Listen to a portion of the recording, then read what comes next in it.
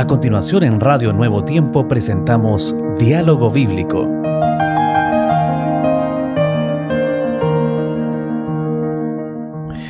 Bienvenidos, gracias por acompañarnos nuevamente. Hemos seguido avanzando, imagínense usted, se ha ido ya el mes de enero completo.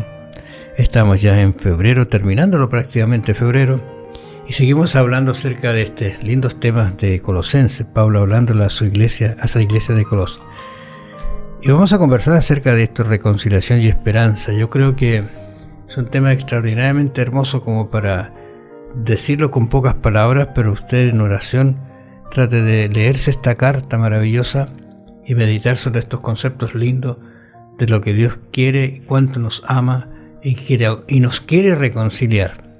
Reconciliar significa muchas cositas y vamos a conversarlo, así que bienvenidos a su programa. Bienvenido, Pastor de Jerez. Aquí estamos una vez más, Raúl, para seguir hablando de la palabra del Señor, tratando de explicar estos grandes temas, difíciles en alguna medida de explicarlos cabalmente por el tiempo y por la profundidad que tiene la palabra de Dios y sobre todo esta epístola del apóstol Pablo a los Colosenses. Y aquí hay un pasaje, ya hemos hablado de la reconciliación la semana pasada, pero continuamos hablando de ella porque es algo tan tremendo, tan grande, que nosotros debiéramos entenderlo bien. En el verso 21, aquí nos habla de la reconciliación nuestra, como seres humanos que somos poco entendidos y que nacimos en un mundo rebelde con tendencias al mal, con una naturaleza pecaminosa. Y el verso 21 del capítulo 1 de Colosenses dice: y a vosotros también, que erais en otro tiempo extraños y enemigos en vuestra mente, haciendo malas obras, ahora os ha reconciliado en su cuerpo de carne, por medio de la muerte, para presentaros santos y sin mancha e irreprensibles delante de él. Esta parte es importante reconocerla porque Pablo dice que el Evangelio es poder de Dios para salvación, lo dice en Romanos 1:16.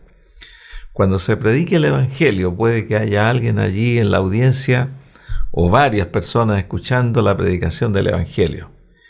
Pero al escuchar una hora o media hora, las personas sienten que algo hay ahí. Y muchos, como dicen aquí, nosotros en alguna medida, en algún momento de nuestra vida fuimos extraños, enemigos en nuestra mente, no entendíamos, estábamos como ciegos, con una venda, no nos entraba ninguna predicación, pero hay un momento en el cual se abre la mente por misericordia de Dios, se abre el cerebro allí, se abre la comprensión, el entendimiento, y el Evangelio, como es poder, entra en esa mente del ser humano y le hace como despertar, como volver en sí. Es como nacer de nuevo, algo que Dios solamente puede producir y que ningún ser humano puede lograr porque esa es una obra divina. Interesante porque esa es la obra realmente del Espíritu Santo que está trabajando en las personas, que los convence de pecado. Fíjate que bajo ese concepto que tú mencionas allí de reconciliación, de que teníamos malas palabras, que éramos enemigos, que éramos extraños, teníamos una mente también dañada, Él nos ha reconciliado. Pero mira, ¿quién es el que nos ha reconciliado? Pablo, hablando a la iglesia de Corinto, en su segunda carta 5:21, dice: el que no tenía pecado, mira, Dios lo hizo pecado por nosotros, para que nosotros llegásemos a ser justicia de Dios en él. O sea, ni un pecador va a entrar al cielo. Cuando uno se mira, dice: estoy mal, porque aún tengo mis tendencias, mi forma, a veces me deslizo alguna palabra, qué sé yo, una actuación. ¿Y cómo llegar al cielo? Bueno, es el Espíritu Santo que va a ir transformando mi vida y yo no puedo ser el mismo. Sí. Cuando conocí por primera vez a Jesús, que ahora que llevo años, debo cambiar, debe haber cambio en mi vida. Y el Espíritu Santo hace que ese cambio vaya apuntando hacia la perfección por medio de quien nos salvó primero. Claro, solamente por el poder de Dios se produce la conversión. Claro. Los que nunca en nuestra vida no conocimos el Evangelio y experimentamos ese cambio al conocer la palabra de Dios, al empezar a escuchar la predicación, al asistir a una campaña de evangelismo, al estudiar la Biblia con alguien que nos enseñó la palabra de Dios, se produjo esa conversión, ese cambio, ese despertar. Y ese cambio es una transformación hacia el bien, porque el Evangelio verdadero, cuando la persona lo acepta de todo corazón, cambia la vida. No es un conocimiento intelectual, es un conocimiento que cubre todo el cuerpo, como Pablo lo dice para entenderlo bien, espíritu, alma y cuerpo. Y aquí nos dice la razón de esta reconciliación, dice: presentaros santos y sin mancha, irreprensibles delante de Él, delante de Cristo y delante de Dios. Es decir, el Evangelio quiere quitar todas las manchas, quiere que seamos irreprensibles, aunque como tú decías, mencionabas recién, siempre vamos a tener algún defecto, vamos a tener defectos porque tenemos una naturaleza en la cual estamos luchando. Pero la perfección de Cristo, la justicia de Cristo nos cubre, porque si no, nunca llegaríamos a una perfección humana. Claro. La perfección que nos va a de ser salvos es la perfección que Jesús nos está brindando a través de su justicia.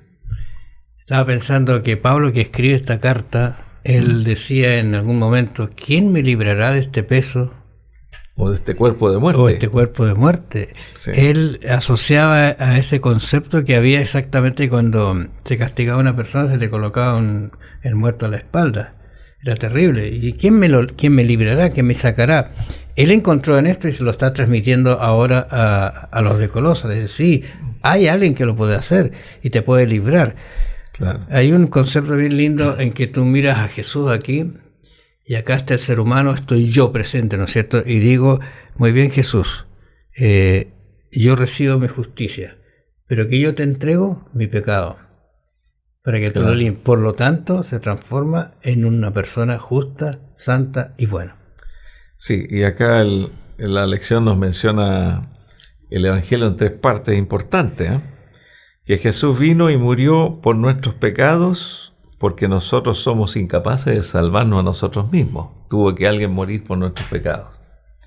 En segundo lugar, al aceptar la muerte de Jesucristo como nuestro sustituto allí en la cruz, somos justificados y liberados de la condenación del pecado.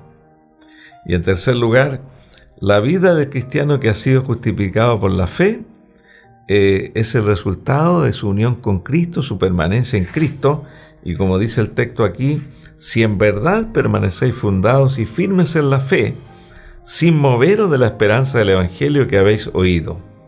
Es decir, tenemos que permanecer en el Evangelio.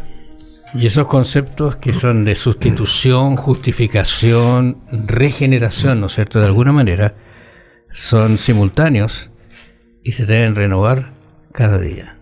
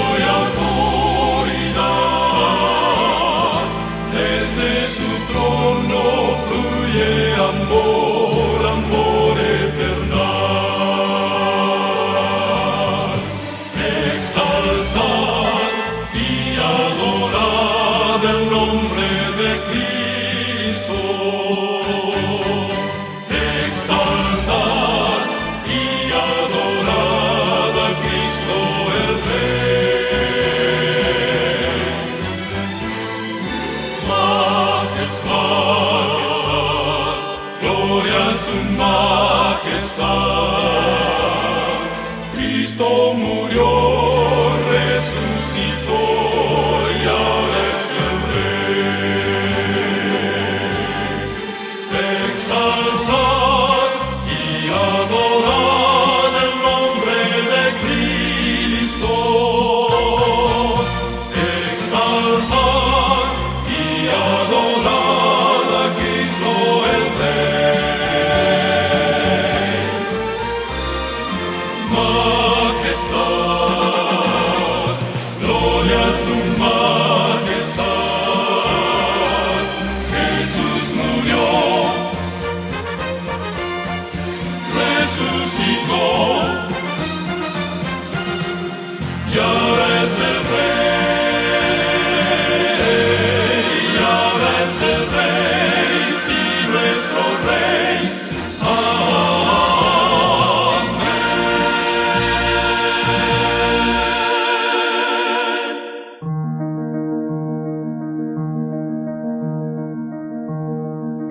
Bueno, Pablo sigue hablando de esta teología pura. La verdad es que es teología muy profunda la que Pablo está presentando a los de Colosa, y nos presenta a nosotros también. Qué lindo que llegaron estas cartas, porque según entendemos muchas de las cartas de Pablo se perdieron, no entraron o quedaron en algún lugar, pero la protección divina hizo que alguien las rescatara y las tuviéramos nosotros.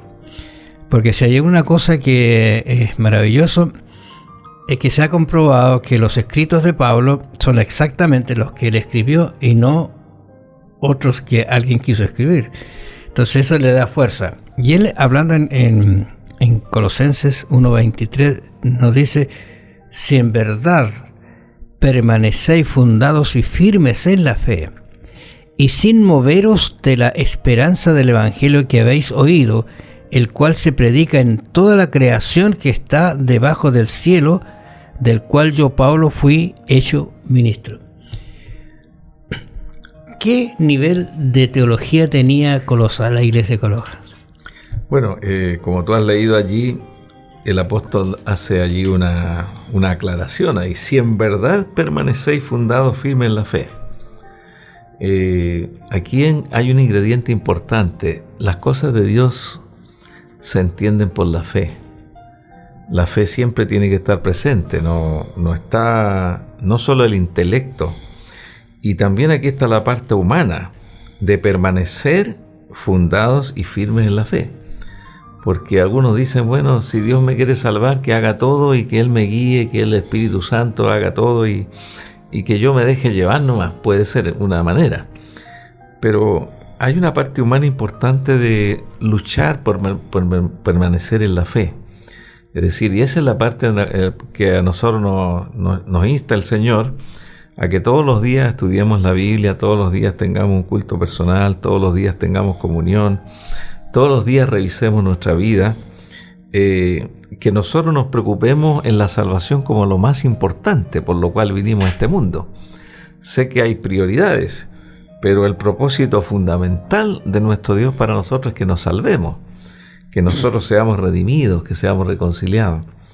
Entonces, esta palabra permanecer que menciona aquí es una palabra que se usa mucho en la Biblia y en el idioma griego tiene varias connotaciones importantes.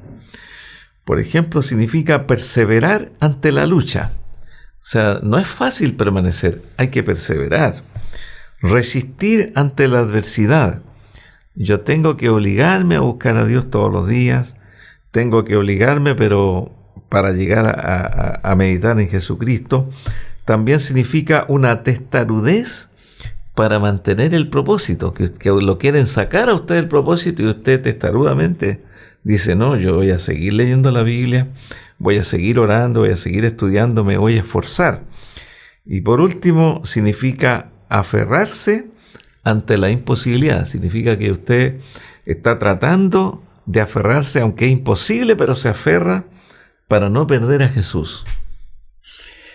Fíjate que estaba pensando, y en algún momento lo hemos conversado, cuando se construyen edificios, se hace un estudio del terreno.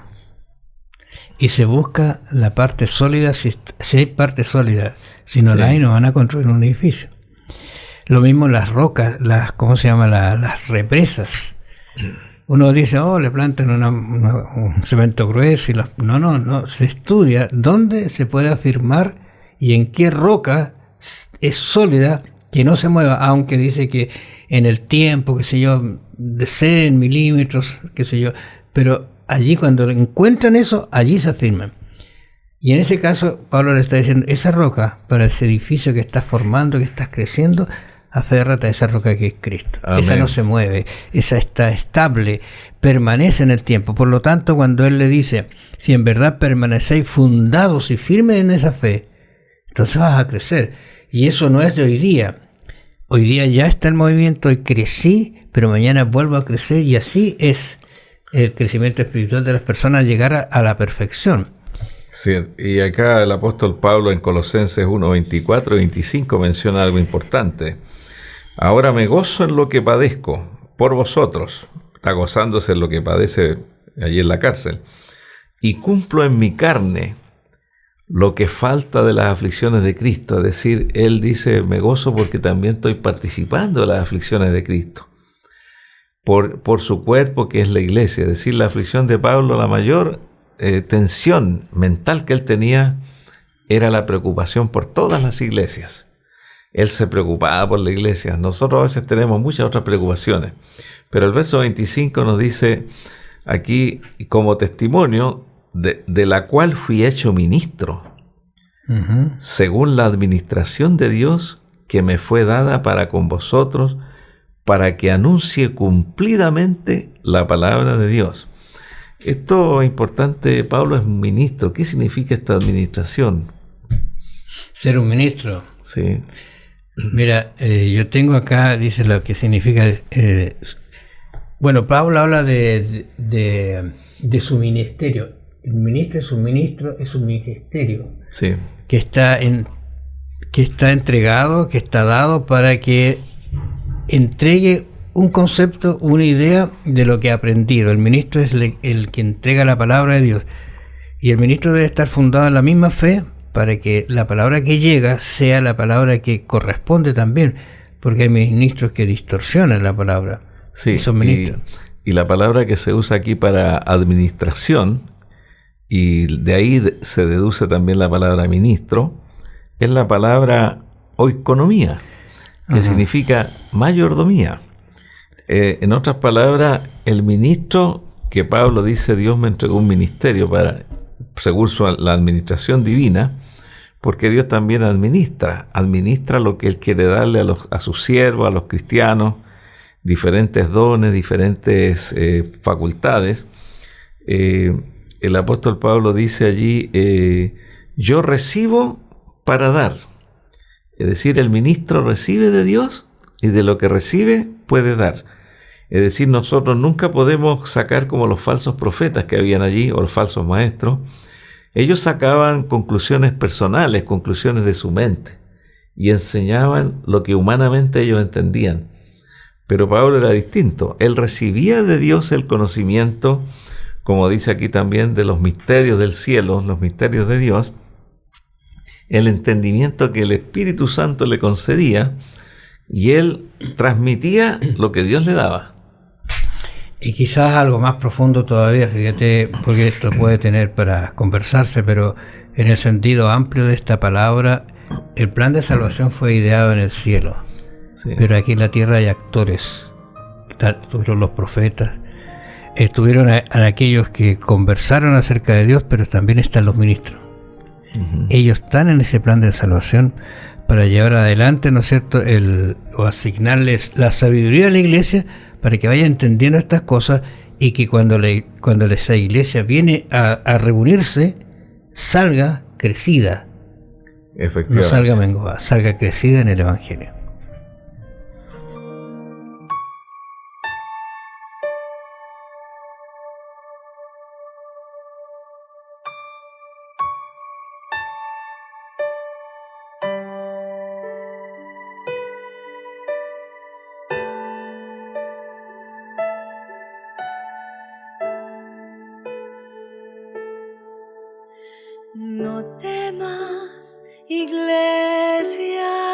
Dios.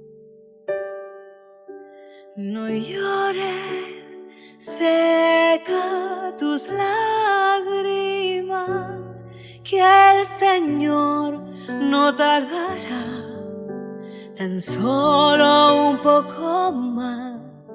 Ansioso a tu encuentro retornará.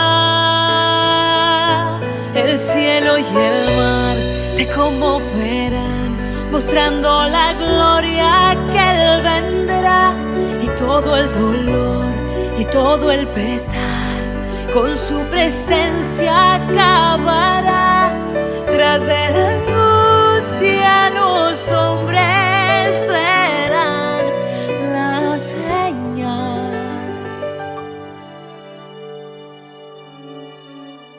que el Hijo del Hombre anunciará. Él vendrá.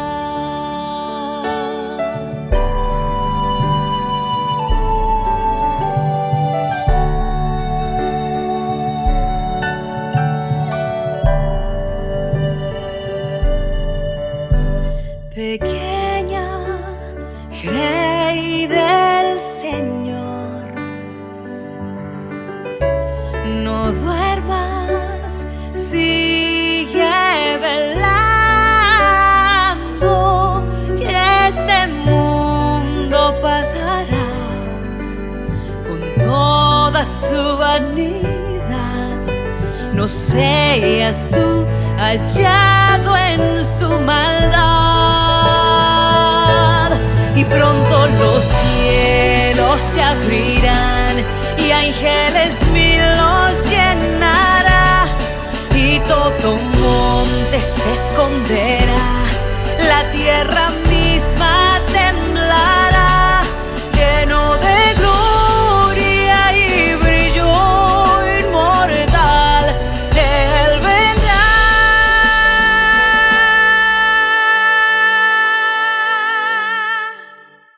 Y los que le han buscado, Él llamará.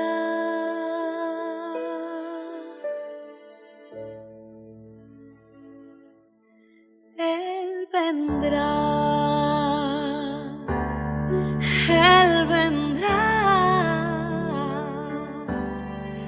Él vendrá.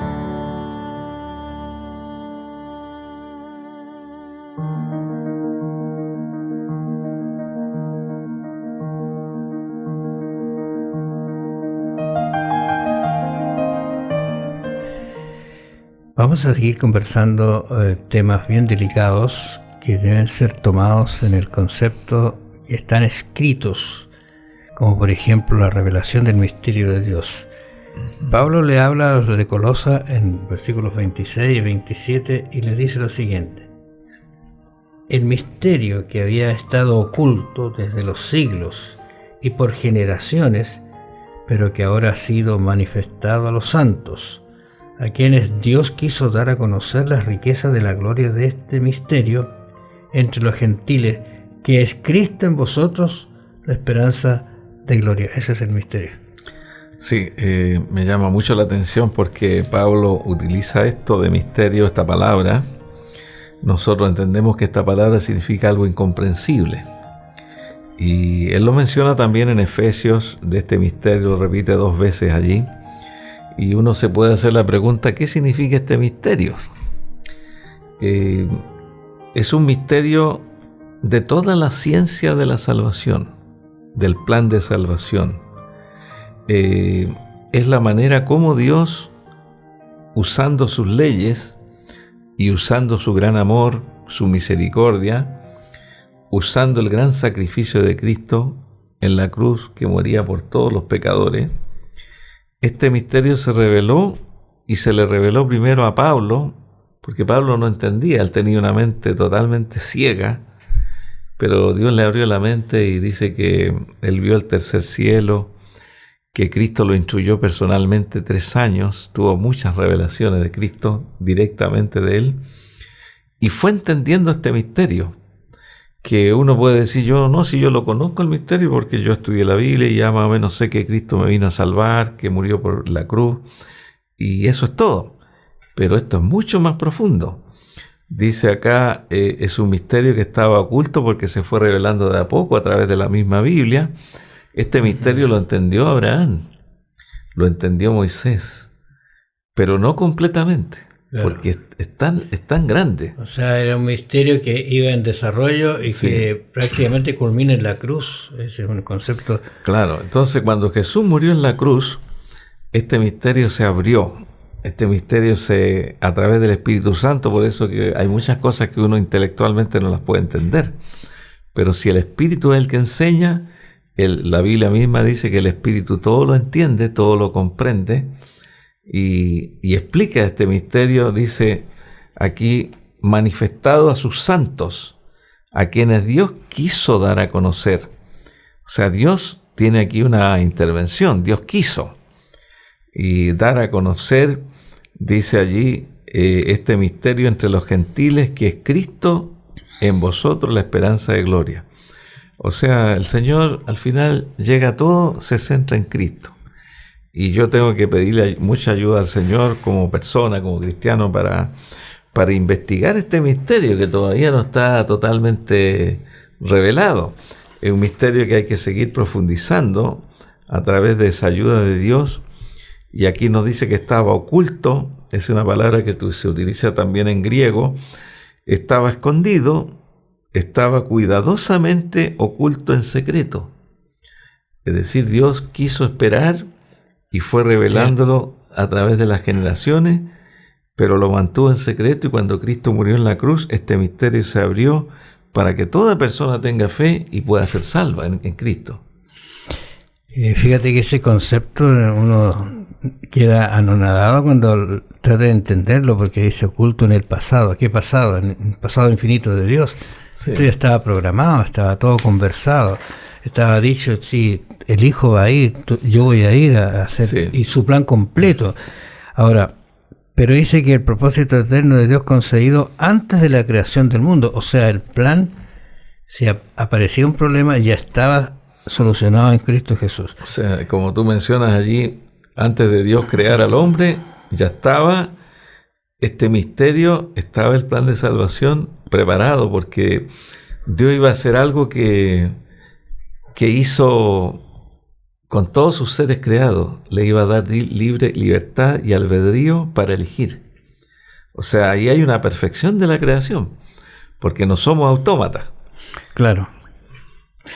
No somos un robot, ¿no es cierto? Que dime ama, te amo. Yo te quiero, te quiero. O sea, no es una cosa. Sale del corazón, es espontáneo, producto de lo que realmente como diríamos nosotros, producto de lo que uno recibe y entiende que hizo Dios por nosotros, como respuesta a eso.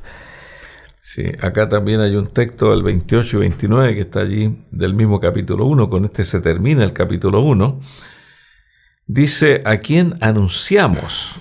Está hablando de este misterio, amonestando a todo hombre, enseñando a todo hombre en toda sabiduría, a fin de presentar perfecto en Cristo Jesús a todo hombre, para lo cual también trabajo, luchando según la potencia de Él, la cual actúa poderosamente en mí.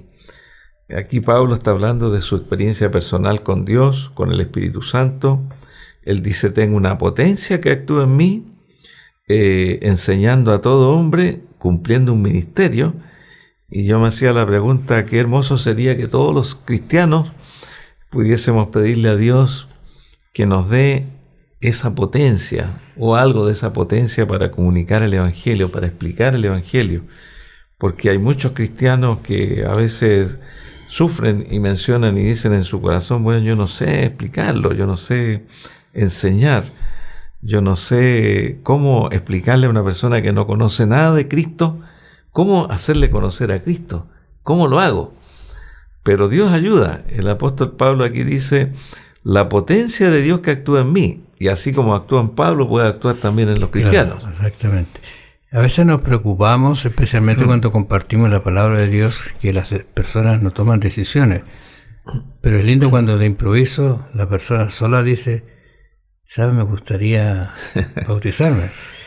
Bueno, la idea es que esto será todo restaurado, especialmente lo que se perdió a causa del pecado, y no solamente de las personas, sino de la tierra. Sí. Porque Apocalipsis dice que aquí creo cielos nuevos y tierra nueva, para empezar realmente una nueva vida. Y la palabra que menciona Pablo aquí, presentar perfecto a todo hombre en Cristo Jesús, esa palabra perfecto significa maduro, plenamente desarrollado. Y aquí me muestra otra faceta del apóstol Pablo, que a él le gustaba que la gente creyera y creyera bien y creyera perfectamente. No le gustaba el evangelismo a medias. A él le gustaba que la gente comprendiera bien y se esforzaba para explicar y que la gente quedara bien confirmada en la fe que había creído.